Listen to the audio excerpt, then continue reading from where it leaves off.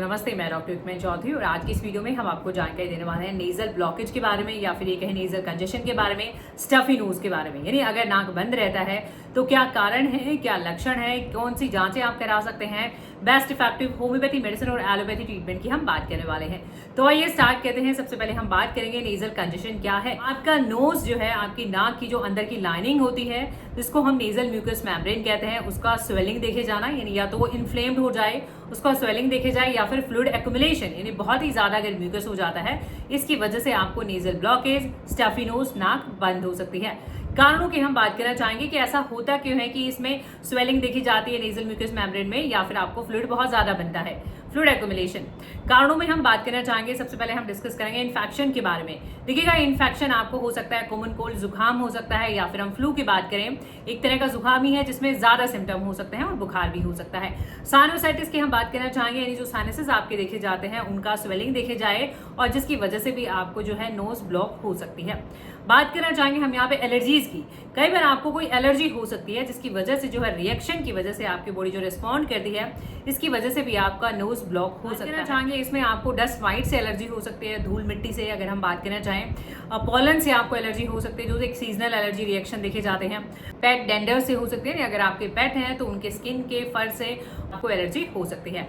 फिर हम बात करना चाहेंगे यहाँ पे कुछ एनवायरमेंटल फैक्टर्स की। एनवायरमेंट में मान लो स्मोक की हम बात करना चाहें, स्मोक से धुएं से आपको एलर्जी हो सकती है अगर आप सेकंड हैंड स्मोक करते हैं, या फिर कोई पोल्यूशन, पॉल्यूटेंट की हम बात करना चाहें, बहुत ज्यादा पोल्यूशन है ऐसे एरिया में आप रहते हैं तो वो भी कहीं ना कहीं आपको नेजल ब्लॉकेज, नेजल कंजेशन कर सकता है। या फिर आपको कोई स्ट्रॉन्ग ऑर्डर हो सकती है, कोई एक फ्रेग्रेंस हो सकती है, जैसे स्ट्रक्चरल प्रॉब्लम की, जैसे मान लो स्ट्रक्चरल कोई इश्यूज देखे जाते हैं, आपकी नाक की हड्डी बड़ी हुई है, फिर हम बात करना चाहें नाक की हड्डी टेढ़ी है, ऑफलाइन है, आपका जो सेंटर है नोज का, डीएनएस डेविडेड नेजल सेप्टम हम जिसको कहते हैं, इसकी वजह से भी आपको नोज ब्लॉक हो सकते हैं। नेजल पॉलिप यानी नाक का मांस बढ़ जाना, अगर आपका नाक का मांस बढ़ा हुआ है तो भी आपका नोज ब्लॉक हो सकता है और आपको सांस लेने में नेजल कंजेशन यानी नाक बंद हो सकता है।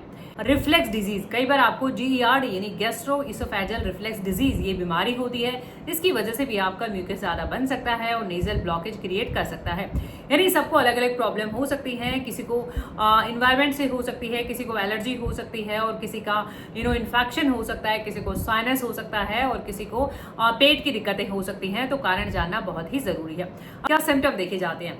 देखिए, सबसे जरूरी जो सिम्टम है वो तो यही है कि नाक बंद है, आपकी स्टफी नोज है, आपकी नाक बंद देखी जाती है। और अगर हम बात करना चाहें, जैसे मान लो रनिंग नोज, किसी का नाक बह सकता है, किसी को पीएनडी हो सकता है, यानी नाक का जो म्यूकस होता है वो पीछे गले में गिर सकता है।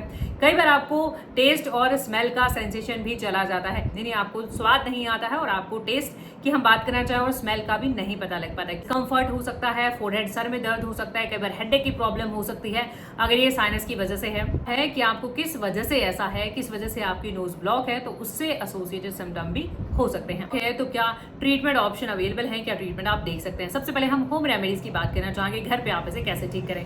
देखिए, अगर आपको बहुत ज्यादा नेजल कंजेशन है तो सबसे पहले आप स्टीम इनहेल करें, स्टीम ले सकते हैं जिससे आपको रिलैक्स मिल सकता है। वार्म कंप्रेशन भी आप कर सकते हैं, यानी गर्म पट्टी से सिकाई कर सकते हैं। अगर आपको साइनोसाइटिस की दिक्कत है तो आप गर्म पट्टी जो है चेहरे पे, फेस पे लगा के और उस तरीके से भी जो है आप उसको ईज कर सकते हैं, रिलैक्स कर सकते हैं। हाइड्रेशन की, आप अपना वाटर इनटेक अच्छा रखें, अपने आप को हाइड्रेट करके रखें, फिजिकली आप एक्टिव रहें, और ये बहुत ही जरूरी है कि आपका अंडरलाइन कॉज क्या है, जिस भी वजह से आपको है, आपको कोई एलर्जी है तो एलर्जन से आप बचें, उनको अवॉइड करें। और कोई किसी भी टाइप का स्मोकिंग का है, कोई भी आपका जो एक रिस्क फैक्टर है उससे आप बच सकते हैं। एलोपैथी, देखिए एलोपैथी में भी ट्रीटमेंट इस बात पे डिपेंड करेगा कि अंडरलाइन कॉज क्या है, क्या आपको साइनोसाइटिस है, कोई एलर्जी है, कोई इन्फेक्शन है, कोई डीएनएस की प्रॉब्लम है, या फिर आपको पॉलिप है, उसके ऊपर आपका ट्रीटमेंट बेस्ड रहेगा। कुछ जनरल ट्रीटमेंट की अगर हम बात करना चाहें तो आपको नेजल स्प्रे, डिकंजेस्टेंट दिए जाते हैं, नेजल फॉर्म में दिए जाते हैं, और ओरल डिकंजेस्टेंट भी आपको दिए जाते हैं। अगर आपको कोई बहुत पुरानी दिक्कत है, क्रॉनिक प्रॉब्लम है, कोई क्रॉनिक एलर्जी है, या फिर क्रॉनिक साइनोसाइटिस है, या क्रॉनिक आपका कोई केस हिस्ट्री है, तो उसमें आपको कॉर्टिकोस्टेरॉइड यानी कि स्टेरॉइडल प्रिपरेशन भी दी जा सकते हैं केस हिस्ट्री के अकॉर्डिंग। कई बार आजकल एलर्जिक शॉट्स दिए जाते हैं। एलर्जी के शॉट्स हम वैक्सीनेशन की बात करना चाहें, जिसमें आपको इम्यून कर दिया जाता है और आपका बॉडी कम रिस्पॉन्ड करता है टुवर्ड्स एलर्जेंस, तो ऐसा भी कर सकते हैं इन एलोपैथी। इफेक्टिव होम्योपैथी मेडिसिन जो कि हम नेजल कंजेशन में यूज करते हैं, देखिएगा होम्योपैथी में ग्रुप ऑफ मेडिसिन की हम यहाँ पे बात करना चाहेंगे। अगेन ये इस बात पे डिपेंड करेगा कि आपका नाक क्यों बंद है, किस वजह से स्टफी नोज है। सबसे पहले हम यहाँ पे बात करना चाहेंगे, अगर आपका नाक बंद है पॉलिप की वजह से, यानी अगर आपके मांस बढ़ गए हैं नाक के, इस वजह से अगर आपकी नाक बंद है तो बहुत सारी दवाइयां हैं। लैम्ना मानेरा हम यूज करते हैं, केलगरा काब हम यूज करते हैं। नाक का मांस बढ़ जाता है तो 30 और 200 दवा की स्ट्रेंथ है।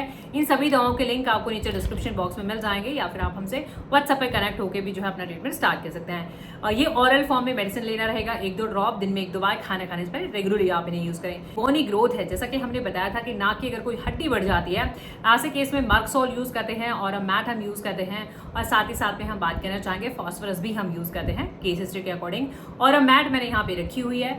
ये मेडिसिन अगेन 30 और 200 में है, ड्रॉपर की हेल्प से आप इन्हें ले सकते हो। 1-2 ड्रॉप लेना है दिन में 1-2 बार। कई नाक बंद है ड्यू टू साइनोसाइटिस, यानी अगर आपको साइनस की दिक्कतें हैं और उसकी वजह से अगर आपका नाक बंद है, फिर आप काली बाइक्रोमिकम, काली की सीरीज आ जाते हैं, काली बाइक्रोमिकम है, पालसेटिला है, सालिशा की मैं बात करना चाहूंगी, काली आयोड भी हम यूज करते हैं। काली बाइक्रोमिकम ये मेडिसिन है साइनोसाइटिस में, यानी आपके साइनस, आपको साइनस हो गए हैं, सर में दर्द रहता है, टेस्ट और स्मेल भी आपका चला गया है, और आपको पीएनडी पीछे की तरफ गले में बलगम गिरती है, आप काली बाइक्रोमिकम की हेल्प ले सकते हैं।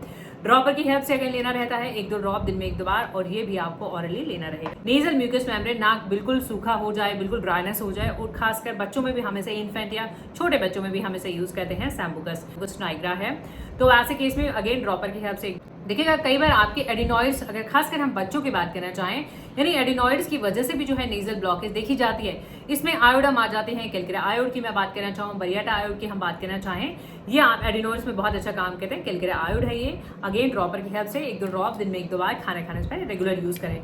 कई बार क्या होता है, आपको एलर्जीज होती हैं, इसकी वजह से अगर ऐसा देखा जाए, उसमें हम आर्सेनिकम एल्बम यूज करते हैं, जेल्सिमियम भी हम एलर्जी में यूज करते हैं, हिस्टामिनम भी हम यूज करते हैं। मैंने आपको एलर्जी की वजह से नेजल ब्लॉकेज देखा जाए, हिस्टामिनम लेना रहेगा। हिस्टामिनम स्किन एलर्जी में, नोज एलर्जी में, हर तरीके की एलर्जी में काम करती है, इवन फूड एलर्जी में भी, तो इसको आप ले सकते हो अगेन ड्रॉपर की हेल्प से 1-2 ड्रॉप दिन में 1-2 बार खाने खाने से पहले। देखिएगा इसके ऊपर लिखा हुआ है साइनोसाइटिस ड्रॉप, बट ये इस बात पे डिपेंड रहेगा कि आपको साइनस की वजह से ही ऐसा है।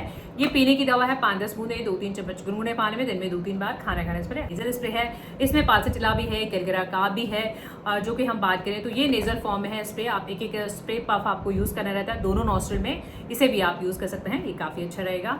हारीपियर 73 नेजल पॉलिप, इसके ऊपर लिखा हुआ है नेजल पॉलिप, यानी ये अगर आपका नाक का मांस बढ़ा हुआ है, ऐसे केसेस में आप यूज करें। ये भी मेडिसिन जो है लिक्विड फॉर्म में है, 5-10 बूंदे लें दिन में 2-3 बार खाना खाने से पहले, और आप इन्हें रेगुलर यूज कर लें। ये सभी दवाइयां आपको नहीं लेनी है, आपको अपने केस के हिसाब से दवाइयां लेनी रहेंगी। अगर आप हमसे कंसल्ट करना चाहते हैं, आप हमारे व्हाट्सएप नंबर पे हमसे जुड़ सकते हैं फॉर ऑडियो वीडियो कंसल्टेशन। हमारे व्हाट्सएप नंबर पे आप हमसे जुड़ सकते हैं, एंड आई होप ये वीडियोस आपकी हेल्प कर सकें। इन वीडियो से आपकी हेल्प होती है तो प्लीज़ आप इन्हें लाइक करें, शेयर करें, और चैनल पे रहें तो चैनल को सब्सक्राइब जरूर करें, बेल आइकन जरूर प्रेस करें नोटिफिकेशन रिसीव करने के लिए। Thank you for your time, thank you for watching, keep watching, keep supporting, thank you so much, thank you.